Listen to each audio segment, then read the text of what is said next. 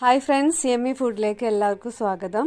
ഇന്നത്തെ റെസിപ്പി വളരെ ഈസി ആയിട്ടുള്ള ഒരു ഫ്രൂട്ട് സാലഡിൻ്റെ റെസിപ്പിയാണ്. അപ്പോൾ നമുക്കിതിലേക്ക് കസ്റ്റേർഡോ ഐസ്ക്രീമോ ഒന്നും ആവശ്യമില്ല. വളരെ പെട്ടെന്ന് തയ്യാറാക്കിയെടുക്കാൻ പറ്റുന്ന, നമുക്ക് വീട്ടിലുള്ള വളരെ കുറഞ്ഞ ഇൻഗ്രീഡിയൻസ് മാത്രം വെച്ച് ചെയ്യാൻ പറ്റുന്ന ഒരു ഫ്രൂട്ട് സാലഡിൻ്റെ റെസിപ്പി. അപ്പോൾ നമുക്ക് നോക്കാം ഇതെങ്ങനെ തയ്യാറാക്കുന്നതെന്ന്.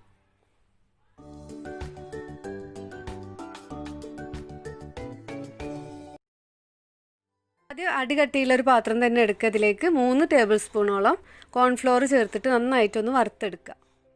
അപ്പോൾ ഇത് വറുത്തെടുക്കുമ്പോൾ ഇതിന് കളർ മാറി പോവാതെ ശ്രദ്ധിക്കുക. എന്നാലും നന്നായിട്ട് വറുത്തെടുക്കുകയും ചെയ്യുക. കളർ മാറാതെ തന്നെ വറുത്തെടുക്കുക.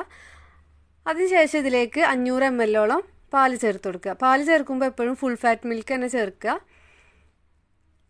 ഇപ്പോൾ 1/2 ലിറ്റർ പാലും കൂടെ ഇതിലേക്ക് ചേർത്തിട്ട് കട്ടയൊന്നും ഇല്ലാതെ നന്നായിട്ട് മിക്സാക്കി എടുക്കുക.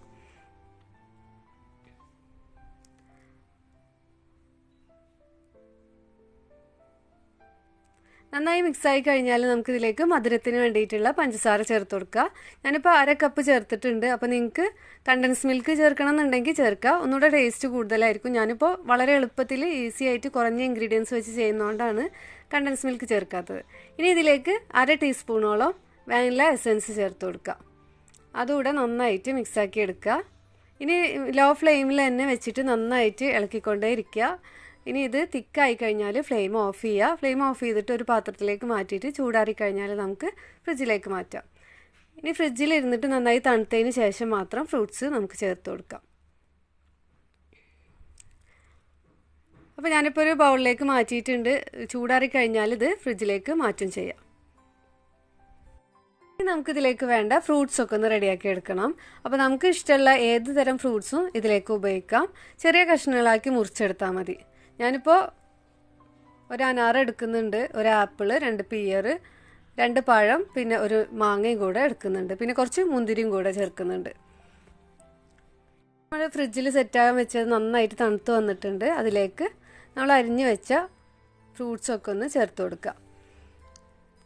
പഴം ഞാൻ റൗണ്ട് ഷേപ്പിലാണ് അരിഞ്ഞിട്ടുള്ളത്. ബാക്കിയെല്ലാം ചെറിയ കഷ്ണമാക്കി മുറിച്ചിട്ടുണ്ട്.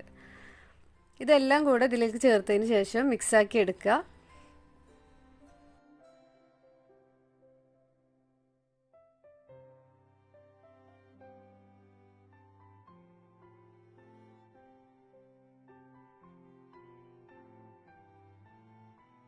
മുന്തിരി ചേർക്കുന്നത് മുഴുവനായിട്ടാണ്. അപ്പോൾ നിങ്ങൾക്ക് മുറിച്ചിട്ട് ചേർക്കണം എന്നുണ്ടെങ്കിൽ എങ്ങനെ വേണമെങ്കിലും ചേർത്ത് കൊടുക്കാം.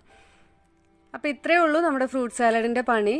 ഇനി നമുക്കിതിലേക്ക് കുറച്ച് നട്ട്സൊക്കെ ചേർക്കണം എന്നുണ്ടെങ്കിൽ ചേർത്ത് കൊടുക്കാം. നമ്മൾ സെർവ് ചെയ്തതിന് ശേഷം ഗ്ലാസ്സിന് മുകളിലായിട്ട് ഗാർണിഷ് ചെയ്യാൻ വേണ്ടിയിട്ട് വേണമെങ്കിൽ ചേർത്ത് കൊടുക്കുക. അല്ലെങ്കിൽ ഇതിലേക്ക് തന്നെ കുറച്ച് നട്ട്സ് ചേർത്ത് കൊടുക്കുക. ഞാനിപ്പോൾ ഇതിലേക്ക് തന്നെയാണ് കുറച്ച് കാഷ്നട്ടും കുറച്ച് ബദാമും കുറച്ച് പിസ്തയും കൂടെ ചെറിയ കഷ്ണങ്ങളാക്കി മുറിച്ചിട്ട് ഇതിലേക്ക് തന്നെ ചേർത്ത് കൊടുക്കുകയാണ്.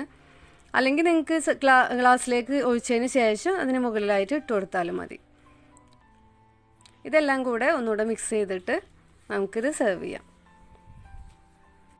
വളരെ ഈസിയും ടേസ്റ്റിയുമായിട്ടുള്ള ഈ റെസിപ്പി തീർച്ചയായിട്ടും എല്ലാവരും ഒന്ന് ട്രൈ ചെയ്ത് നോക്കുക. നമ്മുടെ വീട്ടിലുള്ള കുറഞ്ഞ ഇൻഗ്രീഡിയൻസ് മാത്രം മതി ഇത് തയ്യാറാക്കാൻ. അപ്പോൾ നമുക്ക് ഇഷ്ടമുള്ള ഏത് ഫ്രൂട്ട്സും നമുക്കിതിലേക്ക് ഉപയോഗിക്കുകയും ചെയ്യാം. അപ്പോൾ തീർച്ചയായിട്ടും നിങ്ങൾ ഉണ്ടാക്കി നോക്കിയിട്ട് ഫീഡ്ബാക്ക് അറിയിക്കാൻ മറക്കരുത്. നിങ്ങൾക്ക് വീഡിയോ ഇഷ്ടമായിട്ടുണ്ടെങ്കിൽ ഒന്ന് ലൈക്ക് ചെയ്തേക്കുക. അപ്പോൾ എല്ലാവരും ഒന്ന് സബ്സ്ക്രൈബും കൂടെ ചെയ്തിട്ട് സപ്പോർട്ട് ചെയ്യുക. ഇനി നല്ലൊരു വീഡിയോ ആയിട്ട് വരാം. അതുവരേക്കും thank you for watching. By.